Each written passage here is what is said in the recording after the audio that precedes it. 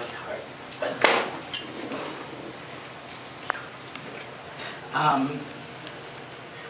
so, first of all, thank you guys. Thank you. The bottom of my heart. I had this whole thing. I want to talk about just three things, and I'm not going to talk long because I know you've had a long weekend of lectures and discussions, and we all want to go out and have fun tonight. But I want to talk briefly about the past of GlobeMed, just my own reflections. A little bit longer about the present, right now, and a little bit longer, or much longer, well not much longer, but about the future that we have collectively together. So my first instance, and I've told the story, so maybe some of you guys have heard it, but my first instance, was with the Global Medical Relief Program, and I know you've probably all heard this story with Victor on the first night, but I was kind of the typical pre-med kid, biomedical engineering, wanting to be a physician, and scanning the list of student organizations that I could join, and the Global Medical Relief Program stood out as something, I should probably do that, as something, wanting to be a doctor. But I sat down at the Norris University couches with Victor and Peter, and the way they were talking about global health issues were not medical, they weren't intellectual, they weren't purely something to do out of, guilt or something like that.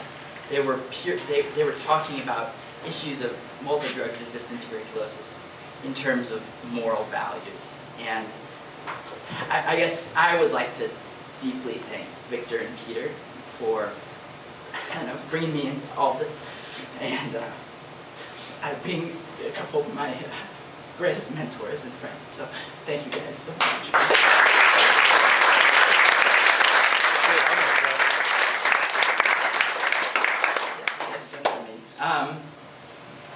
Yeah, so that was my first engagement. That was 2005. GlobeMed was, as you can imagine, a very different thing than it is right now. A ragtag group of kids trying to figure out what our role was in global health. And since then it's just been this upward trajectory that it's not a linear thing. This is like exponential. It's just, it has been, and it's just been incredible. So that, that's the past. Like it's hard to distill it down, but it's been the best experience I've ever had in my life as well. In terms of the present, I can't believe I'm standing in front of all of you. This group of people has been some of the most incredible folks I've gotten to meet. The chapter founders are all unbelievably remarkable. I'm sitting at a table full of them, and I don't know. GlobeMed, this group of people has the most energy, the most positive, almost spiritual energy you could ever imagine. So I hope you guys have taken the most out of this moment, and are, like Peter said in his talk, and I'm sure it's been discussed constantly, be fully present here, because these moments are relatively unique. They don't happen all the time. We should try to cultivate them and create them, but this is something that's very unique. And again, I feel so privileged to have gotten to be here with all of you. And so the last thing I just want to say is just how excited I am for the future of GlobeMed. There is no one in the entire world that could do this job. I think right at this second, there are many people who can do this job. Hopefully many of you will get to do this job in the future. But we're so lucky to have Maya Cohen taking the reins and driving this organization forward. So let's give her a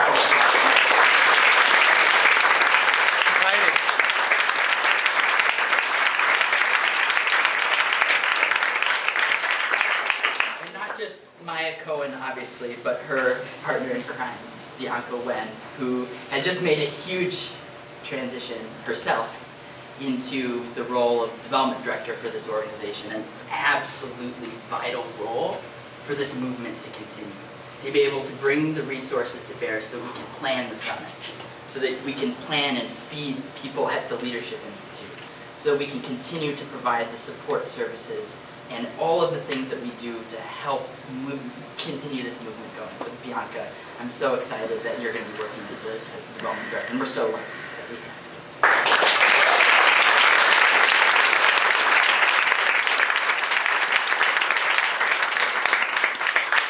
Alyssa just joined the team. How long has it been? It's been a blur of a few weeks. Like a couple years, it feels. A couple years Just condensed. kidding. Like a little more than 4 weeks, maybe. 4 Maybe weeks. 5 weeks. 4 weeks going on. July 23rd, I said. Yeah, and I'll speak for Maya and Bianca. Alyssa has been a godsend. The fact that she was able to step in and take the reins for pushing logistics for the LI, pulling all those binders that you have. There's Alyssa and Rachel and a whole host of other people, and Megan. And you know, but Alyssa, you know, we're again like so fortunate. Alyssa has a wealth of experience, and then finally Sarah Endres, who literally was on a family vacation. Got frantic emails, texts, phone calls from Maya, Bianca, Alyssa, saying, hey, we want you to join the national office. She flew directly from her vacation to come in here at the Leadership Institute. And I think, again, it like speaks to her just depth of dedication to this organization. So the core leadership full-time staff, like, we could not be better positioned to drive this thing forward. So can we give all of them a round?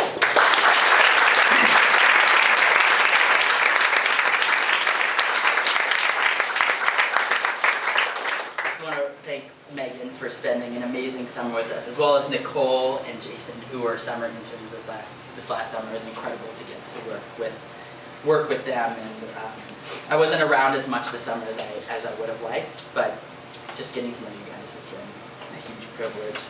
And then, you know, last but of course not least, the national office staff, some of who have been around, but some of them you haven't met yet, but hopefully every single one of you will be at this year's summit and you'll have a chance to interact with and engage with this group of just insanely passionate people that we would not have an organization without the national office staff. So I'm just gonna, Kate, who's, actually I don't know their titles anymore because it's all shifted around. But Sid, who you've met, Jill, Zach Attack, Puller, Neely Baby, Emery, Rachel Marky, Mark, Sue, Chung, and Amit, and Harika. We're really, really fortunate to have these folks working with us. So, and last but not least, it's, you know, thanking again all of you for being here, for being present, and for taking on a level of responsibility for moving this thing forward. I think it's a huge privilege that we all get to be here with each other in this very unique moment.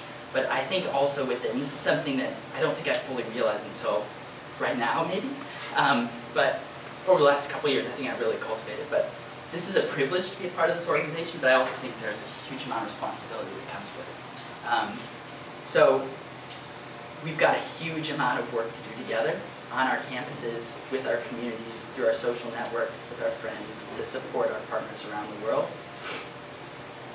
During these 4 years, 4 years go very quickly too, but for these 4 very brief years in college. But we also have a responsibility, and this is the hardest part I think, and this is the thing I'm most excited about, but we also have a responsibility to stay together after graduation. We need to be continuing to push this alumni network. And if we're able to keep this community alive after our 4 years of college, when we're off working in business, when we're off working in nonprofits, when we're working as physicians treating patients on the front lines of global health, if we can keep this community alive, that's going to be the thing that changes the face of global health. So that's our responsibility, I think. So thank you guys so much, and I love you all.